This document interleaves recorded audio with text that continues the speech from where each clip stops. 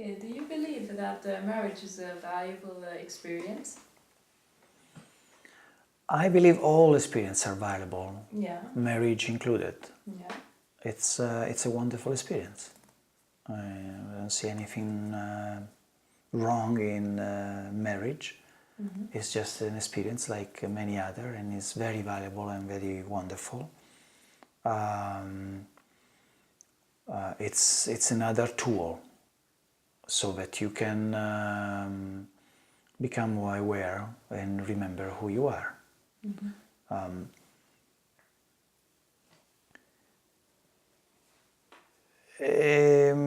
We need to address the reason why you're getting married. So what it takes you to make such a choice.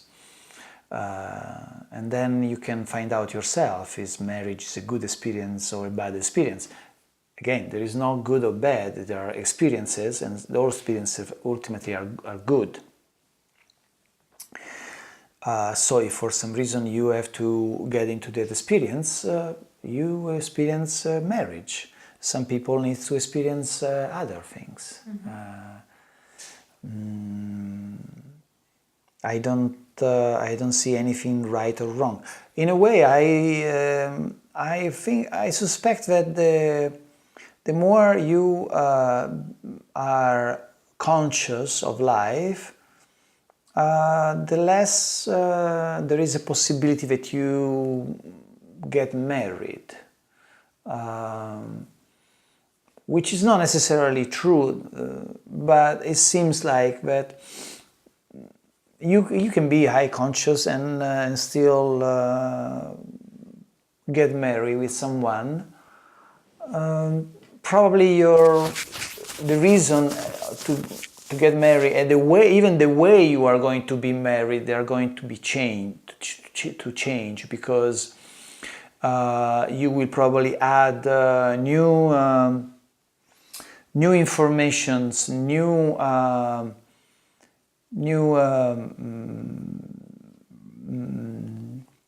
situation to the marriage, new reasons. So your marriage will be very different from the regular marriage. Yeah, the marriage of these days, or even of years ago, seems very outdated, and yeah, it for seems some like reason. everyone is just continuing this thing, you know. Well, but that's like many other things. There, Yeah. There are people that most of the people they're still playing the program. Yeah. However, it's becoming more and more difficult to play the program. Marriage is part of the program,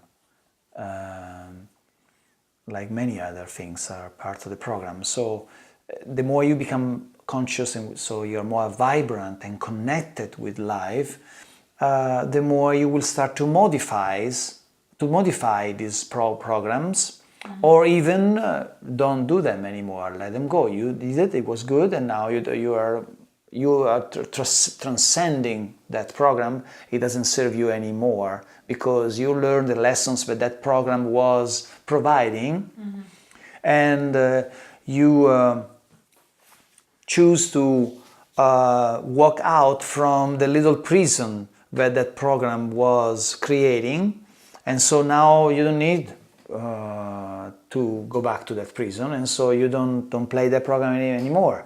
Marriage eventually will be in that category of programs that you just let go. You don't need to experience that. In the meantime, you will probably we will all start to modify this program and make it more organic, make it more vibrant, and more alive. Yeah.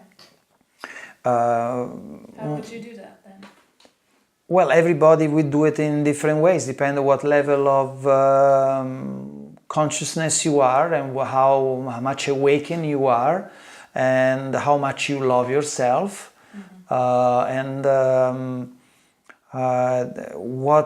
much need you have for safety and for security, and for how much you are focused on the idea of scarcity, or how much you're focused on the idea of abundance.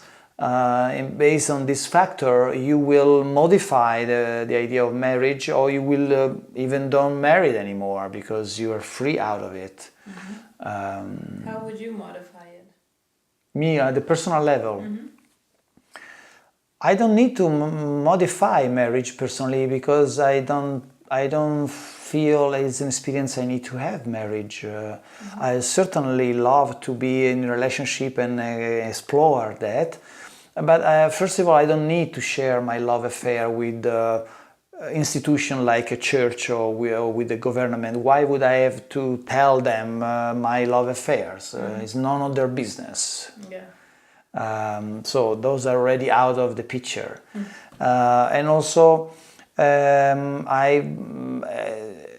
the strange situation where I decide that I need to experience marriage, which I don't, then I would change even the ceremony. I would probably change the words. I would say, rather than until life take apart, right, I would say until growth continue. And then once we don't grow together anymore, we won't be married anymore. We just keep our evolution in different directions. But I don't even need to go there. I don't think I'm going ever to attract a woman that needs to get married.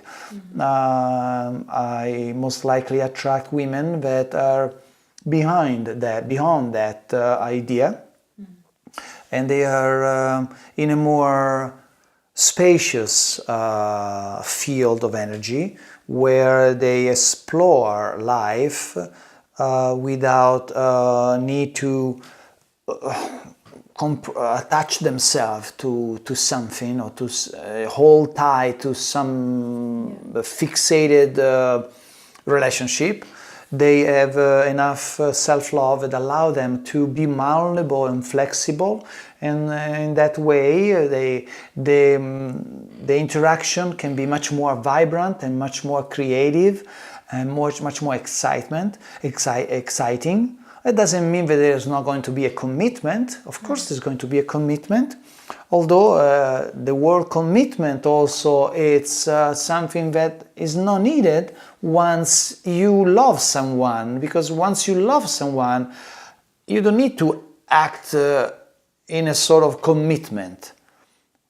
You love her or you love him, so what is the commitment for? It's like when you decide to be patient, impatient. Well, you are patient because you are impatient, because if you were not impatient, you don't need patience in the first place. Right? So that's how the idea of commitment too is kind of fade out. All these preconceived ideas will just slip out from your life, and you just are living one moment at a time, because the present moment is the only thing that exists. So you're not concerned about the future, you're not concerned about the past, you are just fully focused on the present. In fact, if you think about the future, you never meet the future. When the future comes, is present. When the past was there, was present. So there is only present moments.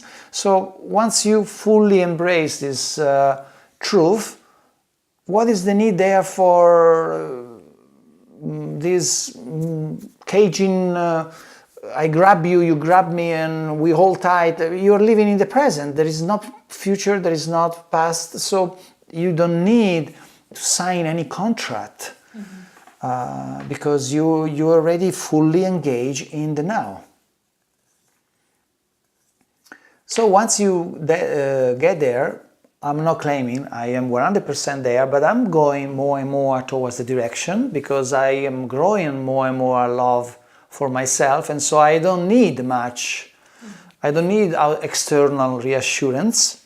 And so I don't need to engage in any contract, whether it's marriage or any other contract, even in a business situation or in anything. That I think as we progress in our journey, all this idea of contract will fade out our system, because we realize that it's only now, and so the contract will be okay, is now, okay, no, that's gone, is now. So you would be constantly creating contrast every fraction of a second, because you're right, you are focused in that. So you say, what are we doing here? We don't need contrast, right? But until we get there, we still need the kind of situation, because we are focused on scarcity fundamentally. We believe that what we have now is the only thing that's available, and that's another illusion, because there is an infinite amount of possibility out there. So why to have to be fixated with just one? Just let it flow, and that will transform itself in something else, and it will transform in something else again. It's a whole creative process. So let it flow. But that's the biggest fear, because that is the association with the greatest fear of all, which is death. Because every time we let go, we basically are experiencing death. And that's why marriage is necessary. So I create an illusionary field where I think I'm not dying. Right? Once you realize that death does not exist, then all this will not be needed anymore. And you will just flow. You will flow freely, and you will be fully connected and in fully trusting life, and fully trusting that in every given moment you will be exactly doing what you have to do. And so there is not any more need for any attachment. It's very difficult. I'm not there. I'm not claiming to be there. I'm still working on it, but I recognize that that's my excitement, getting to that kind of freedom where there is no prisons in whatever form, shape and form. There is no more prisons. We are back to oneness. Yeah. Yeah, beautiful.